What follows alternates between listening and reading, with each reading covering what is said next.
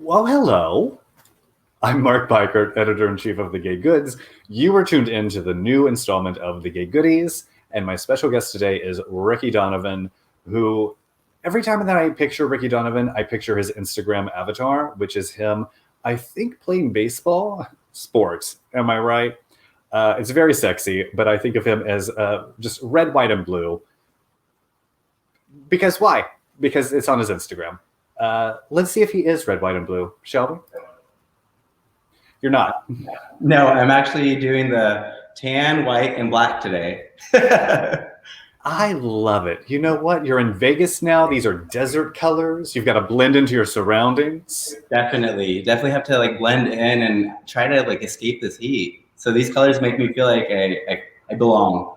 It's summer 2021. It's all about earth tones. Very much.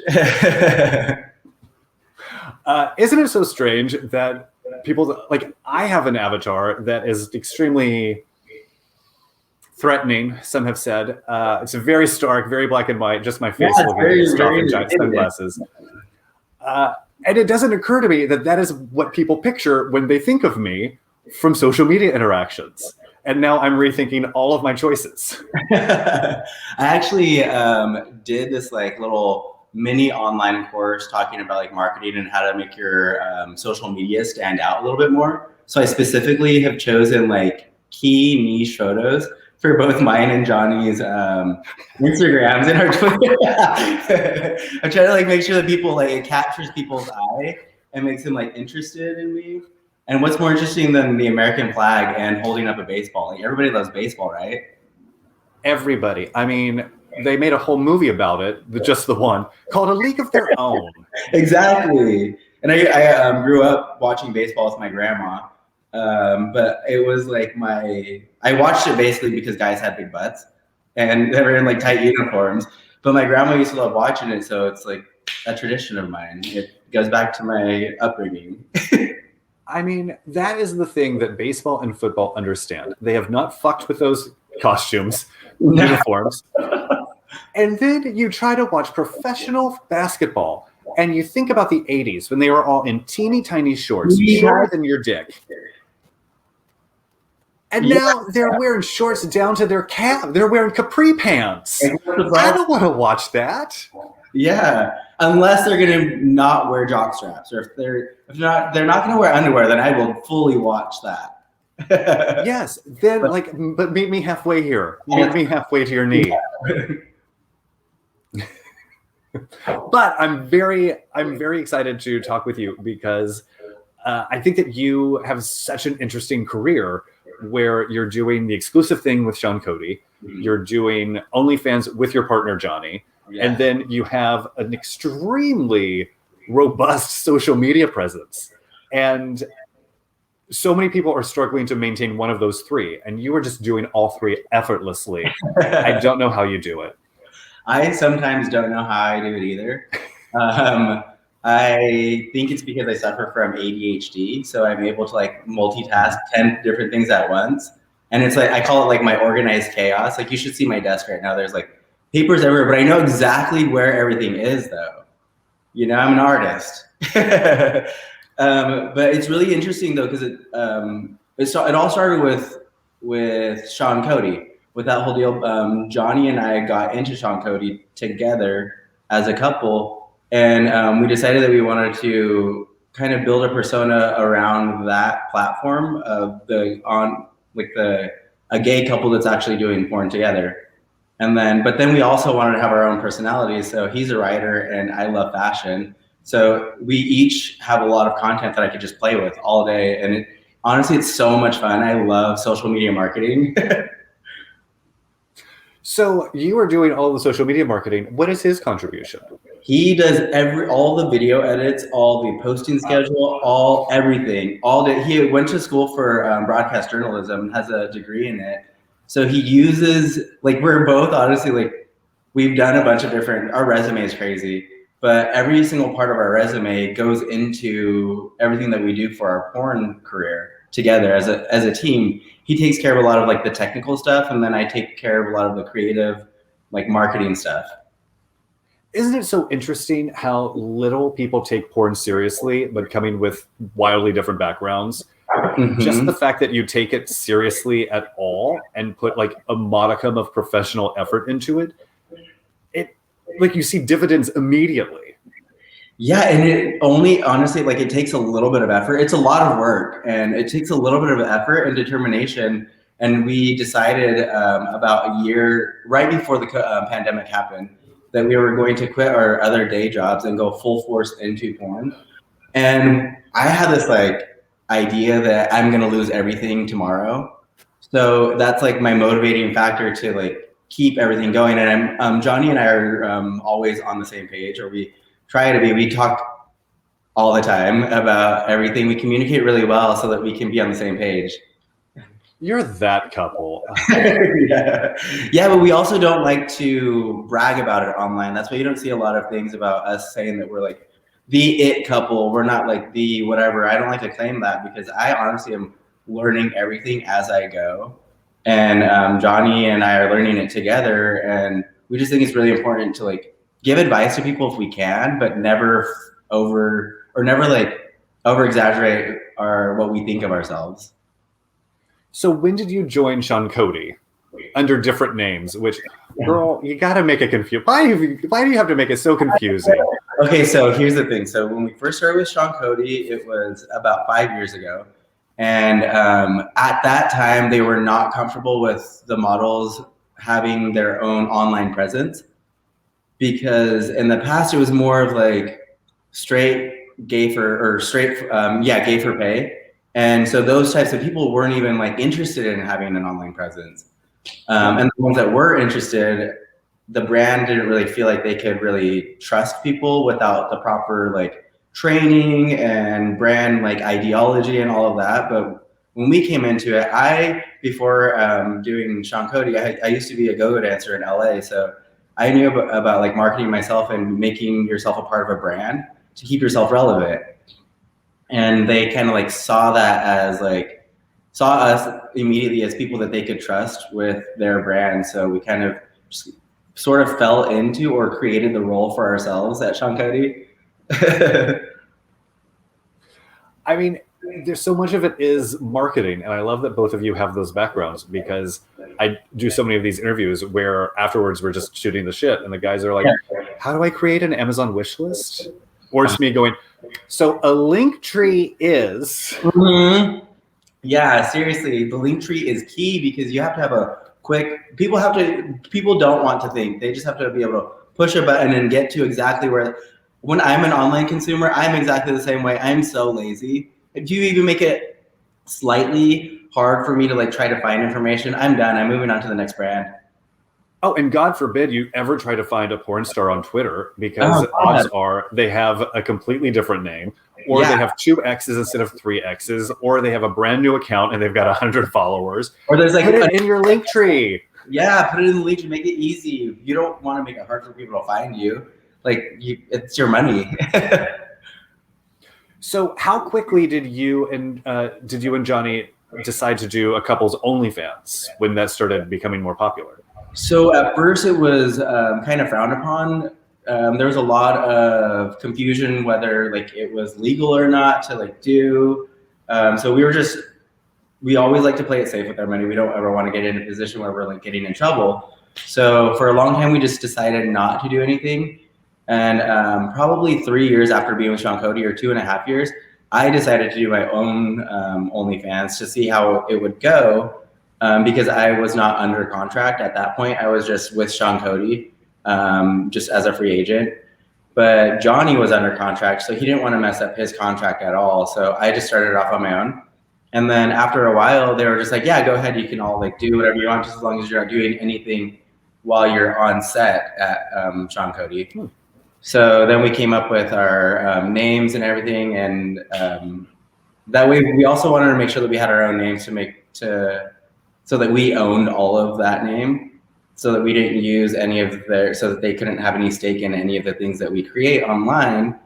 And originally we decided we always try to do something that the fans aren't getting on Sean Cody. That's how we like plan what we're going to do on our own, because we don't want to be boring and do the same thing over and over. We see it a lot with other creators, and that's fine if that's how they make their money, but that's not, I care about the porn that I produce for the world. I see it as like art, and it's so cool that you can basically decide on what you want to make and people will buy it.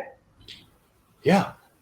Yes, it's very cool. More people should make slightly more of an effort. Yeah.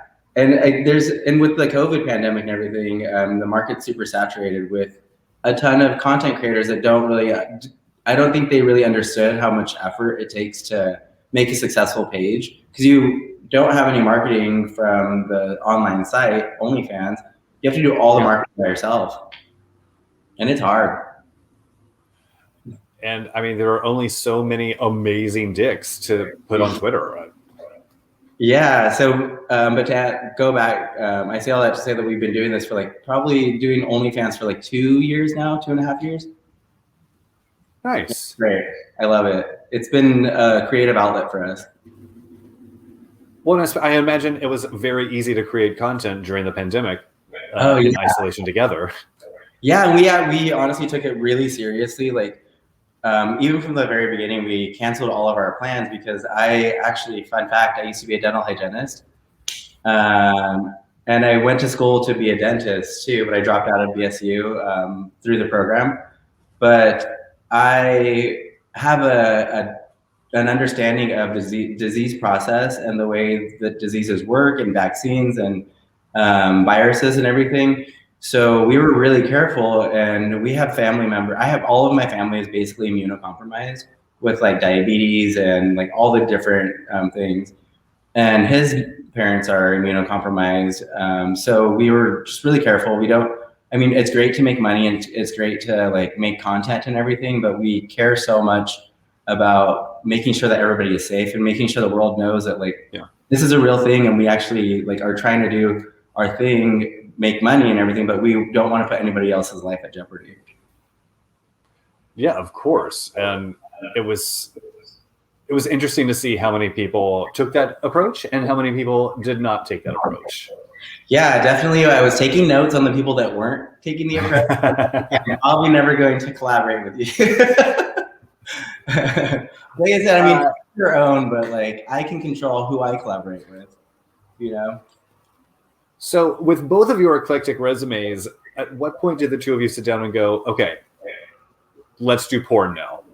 Let's take everything that we learned at dentistry school and marketing and join porn. I think I was actually in dental school when we decided. I felt like I just didn't want to continue that path because I felt like I was doing that for other people. And the bookings for porn for both of us were starting to like overlap, and we're getting more bookings, and we kept having to ask for time off, kept having to like go out of our way to make the porn work, because we figured like a shoot making that much in like 2 days is way more than making 2 days at like a regular jobs. Yeah. You know? So when the bookings started to outweigh our regular day jobs, we decided to just do it, and then the pandemic hit. Well, like you said, we have each other, so we were able to make content, and it was the most, at those times during the pandemic, it was so scary for people. Like I felt so fortunate to be able to make money. Like we saw an increase in like a month after COVID hit, like 100% increase in subscriptions. Which was amazing, and I felt so fortunate to like have that, because I knew that I had so many family members that didn't have jobs and everything. I feel bad, you know, but I just felt, I was thanking my lucky stars that we quit our jobs and did that right before the pandemic. Well, and I mean, but you've put in the work on those body oddies, so now that's paying off. Yeah, during the pandemic we had to be creative with our workouts, because Johnny used to be a personal trainer too, and he used to teach group X classes at a studio that in Boise, and I taught Zumba, so we kept ourselves in shape by me teaching Zumba to us, or taking the Zumba classes online that I had access to, and his TRX straps and our bicycles. I don't know whether to be terrified or impressed by the number of activities that the two of you tackle together as a couple, and you seem strong and stable. Any of these things is enough for any of my relationships to have cracked. Working out together, no. Yeah. I've tried it. It has never worked, let alone everything else. Have you ever tried kayaking together with the couple? Girl, I've never tried kayaking. Oh my God. So this one time we were in Missoula, Montana, floating the river with family, and we decided to be the cool uncles and do the tandem kayak. So we got a kayak that you had to inflate yourself, and we unfortunately didn't fully inflate one side. So the whole time I was like, babe, you're stronger than me. You have to like be more shallow. We were arguing. It was literally the best team building exercise that I've ever done. But we made it through it. I did not know that there were inflatable kayaks. Oh, that is terrifying. It is. Don't ever do it. Everybody that's watching, don't ever do an inflatable kayak. You will go crazy trying to figure out how to do it. No, just tuck yourself into that hard fiberglass. Mm-hmm. Get on those rapids. No, I appreciate that though, because we're really bored once we master our task, or once we teach the other person how to master our task. So then we jump full force into the next thing that we want to be interested in. I just feel so bad for you because you never get to have boring sex. You gotta keep it hot and steamy for the fans. No, I don't know. Sometimes I appreciate after going out and shooting. This last time we went to San Diego to shoot for Sean Cody. I shot, then Johnny shot, then I shot again, and then we went over to LA to do 4 different collaborations in 3 days. And then we get home and we literally sit there on the couch. We both play the same online game on our phone, and we sit there next to each other with our feet crossed, intertwined with each other, and we just play our video games and drink or eat bad food. And that's like the boring time that we get. Yeah. What is your online game? It's called War Dragons. You build your base and then you just go destroy other people's bases. I'm at Ricky Donovan and Johnny is at Johnny Donovan. So pretty like out there. I always wonder if anybody on our team knows. I hope so. I hope they're Googling. I do too. I'm like, hit me up, and I'll tweet about it on my Twitter sometimes. Like, join our team. We're called the Blood Legions. So your exclusives with Sean Cody, are you going to stick around with that arrangement? Are you kind of anxious to do other studio work or just be on your own completely? It's a very strange thing to be a studio exclusive in 2021. Yeah, it really is, especially with the uptick in OnlyFans and the way that that's kind of shifting the whole industry. But I'm really comfortable with Sean Cody right now. I grew up watching Sean Cody, and to be a brand ambassador for Sean Cody as a Mexican American feels like I feel so fortunate to have this platform. So as long as I can milk it, I would love to. But I do at times I get like a little antsy. Like I feel like I don't want to overstay my welcome. I don't ever want to like become irrelevant. I'd rather leave the party while I'm like having a good time rather than staying for too long and then end up fighting somebody, you know? You don't want to be the norm on Cheers of Sean Cody. No. Just still in your spot, haven't moved. Yeah. So, I mean, I could see myself there for a little bit longer, but I'm open to being a free agent in the future for sure. Because I ultimately would love to create longevity within the industry and possibly get into like a set production or a directorial like role. Because I'm a model and I know that I have a shelf life. But I mean, after doing it for 5 years, I still haven't reached a peak. So I'm ready for this to keep going. But right. I'm just trying to set myself up for success in the future within the industry because I love it so much. And, you know, as a gay man, I know that I have a shelf life. Yeah, I know. So I'm actually 32. And when I was in my 20s, I remember thinking that once you hit like 32 and above, you start to like become decrepit in the gay world. Yeah. But luckily I have my mom's skin. You know, what I've discovered at the age of 37 is that it's not that you become decrepit in the gay world. It's that anyone your age or older stops looking at you, and all of the 20-somethings who don't know any better start messaging you on Instagram going, fire emoji, fire emoji. And you're like, me? What? Daddy. Yes. Daddy. Which, I mean, is lovely. I will always take the compliment. Thank you. Yeah. But I want to know about your days as a go-go dancer, because that was, everyone always wanted to do porn growing up. I wanted to be a go-go dancer until someone told me you have to do more than just this in a cage. Yeah. So then I was out. So I started go-go dancing when I was 19 years old.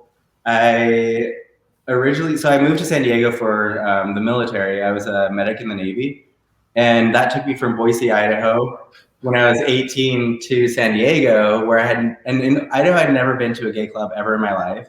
And I grew up as kind of like an ugly duckling. But then when I moved to San Diego in the Navy, I went to my first gay bar, and I saw these beautiful men dancing on the box. So I stripped down to my underwear, and I got on the box when nobody was looking, and I just started dancing. And the club promoter came up and said, "Hey, what are you doing?" And I was like, "I'm dancing." And he gave me his card, and he said, "Call me tomorrow if you want a job." So first of all, I need you to know that I'm picturing you walking into this bar as an ugly duckling, and then a drag queen shakes out your ponytail and takes your glasses off, and you're a beautiful swan. Yeah.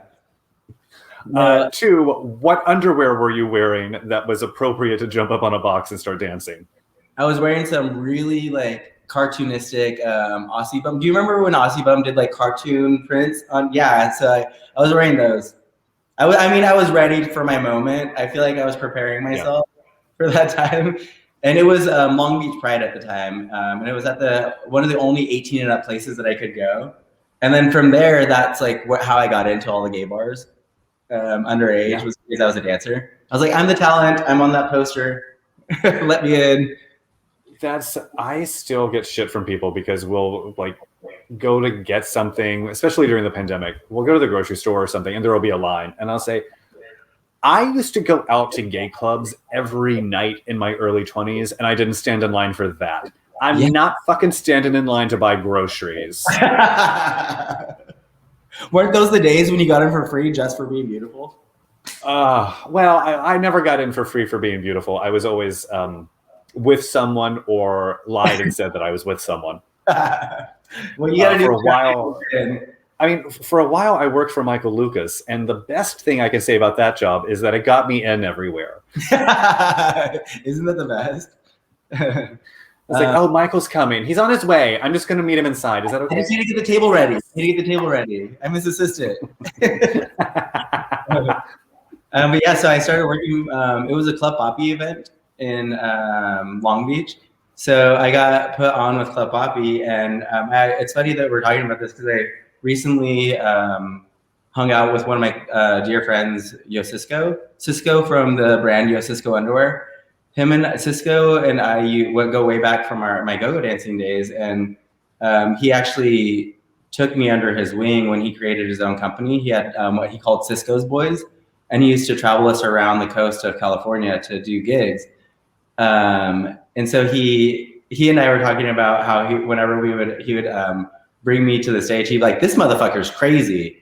Because as soon as I go on, I could be so tired, 2 hours of sleep. As soon as I hit that stage, I put 1000% energy into it. And I think it's because it comes from the crowd. I feel the energy from the crowd, and I just want to put on a show for people to get them excited. And ultimately, the go-go dancer's job is to hype up the crowd, in my opinion. So that's my go-to all the time. Yes. Yes, you gotta be doing backflips, you gotta be doing splits, you gotta be doing handstands, everything. Well, and then I saw on your Instagram the twerking that you did recently at a waterfall. Yeah. I have fun with twerking. I used to not know how to dance when I was younger, so at any point that I can, I try to move around and dance. It gives me so much life and happiness that I feel like I always have to be dancing. What is your go-to go-go move? My go-to go-go move is like the shoulder up, poke out my butt, Yeah. twerk, twerk, twerk, twerk, twerk. Yep. Or So a 4-point square. I'll do a step, step, step, step, and then turn around. Because you have to think about what can you do in a very tiny amount of space. Exactly. And I will tell you, I have never in my life, no matter how drunk, blacked I've been, I have never fallen off of a box or a bar, a wet bar even. Talented. How nice for you. I'm a man of many talents, but that's my greatest. I have fallen down a few times, but I've never spilled a drink on my way down. Perfect. Because that's really important. You cannot abuse alcohol. No. I will get a bruised ass, but I will not bruise the gin. Never. Ricky Donovan, this is so much fun. I want you to teach me how to be a go-go dancer and how to do Zumba. I will. Honestly, I've been considering going back to like teaching Zumba again and doing some like online videos, but I have so many things to do with our social media that I would have to probably hire an assistant. I mean, you know what? This is my dream. I've got to make it happen. Like a Craigslist for porn star assistants. Oh my God, yes. There needs to be like an agency even. Where it's just like, hey, are you a fan of Ricky Donovan? Will you contribute 20 hours a week to being his assistant and he'll pay you in like underwear and socks? Mm-hmm. Or we can just hang out. If you want to come hang out in my pool, you can come and hang out with your favorite porn star. And that's your payment. Exactly. We've actually considered that too, like, because I would love an assistant, but I talked to Johnny, like, I don't want to pay somebody to do things that I know that I can do myself. But I know that there's a ton of fans that would kill to do things for us, you know? Well, you know what? They're watching this. So, guys, Hit me up. Write in the comments below the best reason why Ricky Donovan should hire you to be his assistant. And we'll interview the winner. Yes, that would be awesome. We'll scour the list. I mean, yeah, we'll see who the winner is. I mean, they might not have the face for this project, but we'll see. We'll see. We'll have to decide later. To be continued. Ricky Donovan, thank you so much for joining. Guys, thank you for tuning in. This has been The Gay Goodies. I'm Mark Pikert, and tune in next Monday for another episode. Thanks for having me.